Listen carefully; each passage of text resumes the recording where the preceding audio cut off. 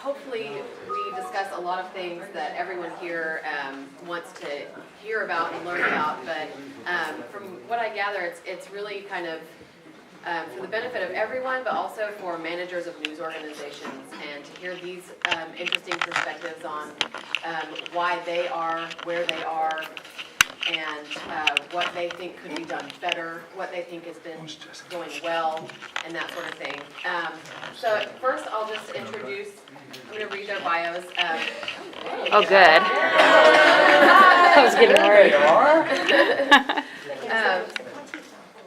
Amanda Clinton is the Vice President of Communications for the Cherokee Nation and its corporate arm, Cherokee Nation Businesses. For more than 12 years, Amanda has directed public relations for tribal services as well as for the Cherokee Nation's corporate interests. Her team produces an online newsroom, magazine, and TV show, OCO, which recently won its third Emmy in its 2 first seasons. Prior to her career at the Cherokee Nation, she worked in television news in Tulsa and in Topeka, Kansas, holding various positions of producer, reporter, and assignment editor.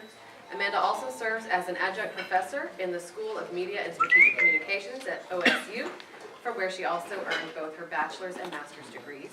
She's a native of Locust Grove, as we call it the LG in the Cherokee Nation, and she's a proud citizen of Cherokee Nation also. Our other panelist is Jesse Boudiette. Jesse founded Propeller Communications in 2012 after working in both agency and corporate environments for 15 years. He previously worked for public relations and advertising agencies in Tulsa, St. Louis, and South Bend. His experience included retail, restaurant, and hospitality, nonprofit, healthcare, municipality, manufacturing, and financial services. That's quite a bit. Jesse has provided a suite of services for clients including crisis communications, branding and image management, marketing, advertising, and promotions, special events, media relations, and media spokesperson training, plus government relations and grassroots and grass tops campaigns. He recently served as the Senior VP and Director of Corporate Communications for BOK Financial, the holding company for Bank of Oklahoma, 6 other bank brands, and 2 investment companies with operations and employees in 10 states. His responsibilities included crisis and sensitive issues management, government relations, employee communications for 4,500 professionals in numerous metropolitan markets, media relations, social media, and communication support for investor relations.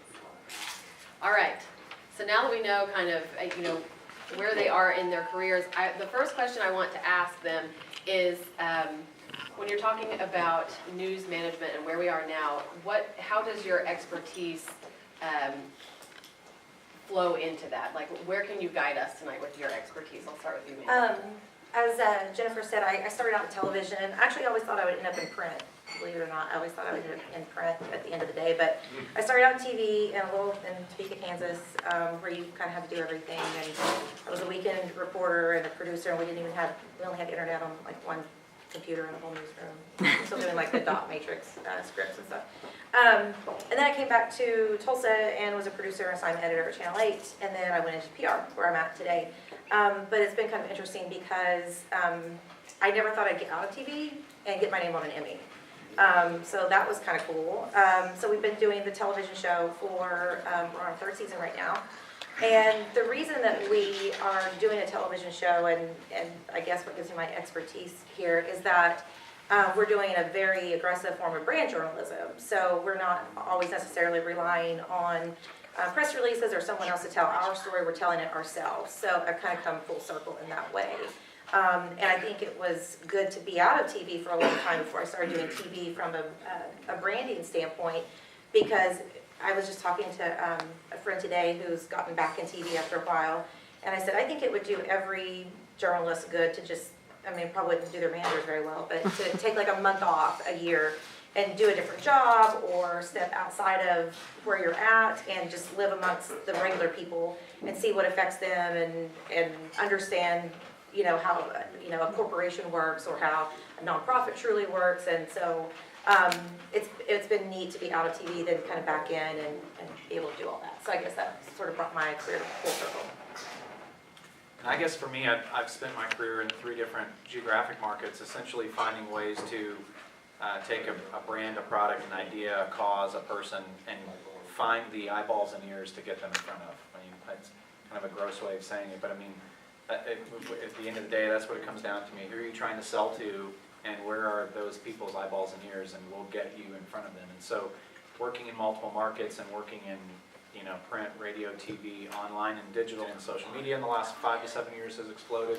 You know, I've just spent my career trying to find the eyeballs and ears. And so, you know, as we talk about things tonight, you know, the people in this room represent a whole lot of eyeballs and ears. And, you know, I know, for example, with print, you know, the paper that lands on your doorstep might have less eyeballs on it, but the website numbers are going through the roof, and the social media is increasing by the day, the hour, the week, you know. And so we have conversations with clients of mine all the time where I get asked the question, what's going on with print? What's going on with radio? Do people watch TV anymore? And my answer is a resounding yes. Just don't pigeonhole yourselves into that traditional, you know, print magazine or newspaper, or the traditional broadcast on the radio, in the car, whatever it is. That all these organizations have, you know, great audience numbers. They're just, the eyeballs and ears are moving around a little bit. So I'm excited about this conversation because I think as an observer, without looking at the detailed data behind the scenes that all of you have, I think you've got tremendous assets. I just think that the news media world hasn't quite figured out how to monetize that website, monetize social media, and some of those things. So I'm looking forward to great dialogue. Okay. Since this is about media in the digital age, that's what this panel is about. I guess we could start with